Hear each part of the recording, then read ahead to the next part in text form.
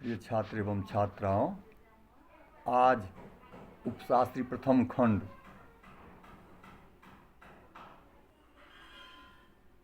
अनिवार्य द्वितीय पत्र हिंदी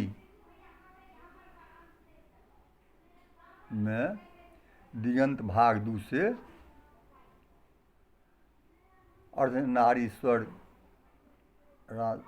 धारी सिंह दिनकर द्वारा रचित निबंध में सबसे पहले राष्ट्रकवि दिनकर का परिचय कराना चाहता हूँ। राष्ट्रकवि रामधारी सिंह दिनकर हिंदी साहित्य में प्रमुख स्थान है। राष्ट्रकवि दिनकर जितने बड़ी कवि हैं उतने ही समर्थ गद्यकार भी। उनके गद्य में भी उनकी कविता के गुण ओज, पौरुष, प्रभावपूर्ण भावनीयता और रूपक, धार्मिक आदि उसी सहजता और प्रवाह के साथ मुखरित होते हैं। दिनकर मूलतः कवि हैं। इनकी कविता जीवन, समाज और परिचित परिवेश का साक्षात्कार कराती है। दिनकर का जन्म 23 सितंबर सन 1908 ईस्वी को सिमरिया, जिला मुंगेर, बिहार, वर्तमान में बेगूसराय में हुआ। माता मनरूप देवी, पिता रवि सिंह और पत्नी श्यामवती देवी थी। शिक्षा बीए तक पटना विश्वविद्यालय से प्राप्त किया। सीतामढ़ी में सब रजिस्ट्रार के पद पर कार्य किया। 1952 ईस्वी से 1964 तक राज्यसभा सांसद रहे। 1964 से 1965 में भागलपुर विश्वविद्यालय के कुलपति नियुक्त हुए। 1965 से 1967 तक भारत सरकार के हिंदी सलाहकार रहे। प्रायः इनकी 50 कृतियाँ प्रकाशित हुई है। रामधारी सिंह दिनकर छायावादी युग के प्रमुख कवि हैं। साथ ही गद्य लेखनी में ही प्रसिद्ध रचनाएं प्रस्तुत की है।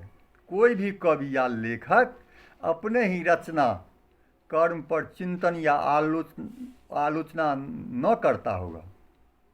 दिनकर ऐसे रचनाकार हैं जिनमें यह बोध है, यह बोध दिनकर की आत्मरति का नहीं बल्कि अपने कवि कर्म के प्रति उनके दायित्व का बोध के प्रमाण है।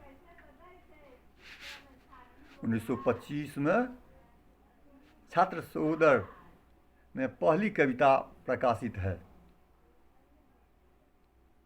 देश पटना, प्रकाश बेगूसराय, प्रतिभा कन्नौज में छात्र जीवन में अनेक रचनाएं प्रकाशित हुआ। 21 वर्ष की अवस्था में पहली पुस्तक प्रणभंग प्रकाशित हुआ। उनकी प्रमुख कृतियां इस प्रकार हैं। प्रणभंग 1929 ईस्वी में, रेणुका 1935 ईस्वी में, हुंकार 1934 ईस्वी में प्रकाशित हुआ। कुरुक्षेत्र 1946, कुरुक्षेत्र 1946, रश्मरथी 1952, नील कुसुम 1954, उर्वशी 1961, परशुराम की प्रतीक्षा 1963, कोमलता और कवित्व 1964, हारे के हरिनाम 1970 आदि में रचनाएं हुई। प्रस्तुत गद्य कृतियाँ इस प्रकार हैं। मिट्टी की ओर 1946, अर्धनारीश्वर 1952, संस्कृति के 4 अध्याय 1956, काव्य की भूमिका 1958, बट पीपल 1961, शुद्ध कविता की खोज 1966, दिनकर की डायरी 1973 और उनकी मृत्यु 24 अप्रैल 1974 ईस्वी में हुई। पुरस्कार संस्कृत के 4 अध्याय पर साहित्यिक अकादमी एवं उर्वशी पर भारतीय ज्ञानपीठ पुरस्कार प्राप्त किया। राज्यसभा सांसद, पद्म भूषण एवं कई अलंकरणों से सम्मानित हुए और राष्ट्रकवि के रूप में सम्मानित हुए। दिनकर छायावादोत्तर युग के प्रमुख कवि हैं। वे भारतेंद्र युग के प्रवाहमान राष्ट्रीय भाव धारा के एक महत्वपूर्ण आधुनिक कवि हैं।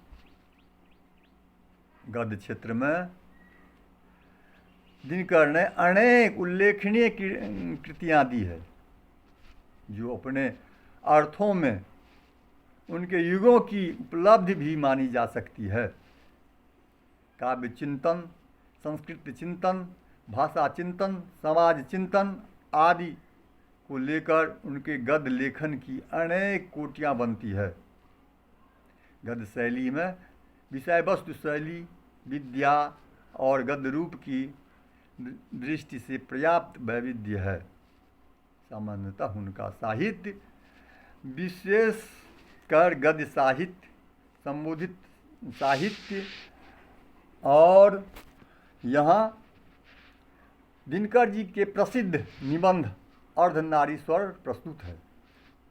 अर्धनारीश्वर भारत का एक मिथकीय प्रतीक है, जिसमें दिनकर अपना मंचित आदर्श निरूपित होते दिखते हैं। उनका प्रिय प्रतीक है, जो प्राय उनके काव्य और गद्य साहित्य में प्रत्यक्ष और परोक्ष रूप में व्यक्त होता है और काम करता दिखलाई पड़ता है। जीवन भर यह दिनकर का उपास्य आदर्श बना रहा। उनकी संवेदना, भावबोध और काव्य संस्कार पर इसका गहरा असर है। दिनकर का परिचय संक्षेप रूप में इसी तरह है। अगले वर्ग में दिनकर जी के प्रसिद्ध निबंध अर्धनारीश्वर पर चर्चा करेंगे। धन्यवाद।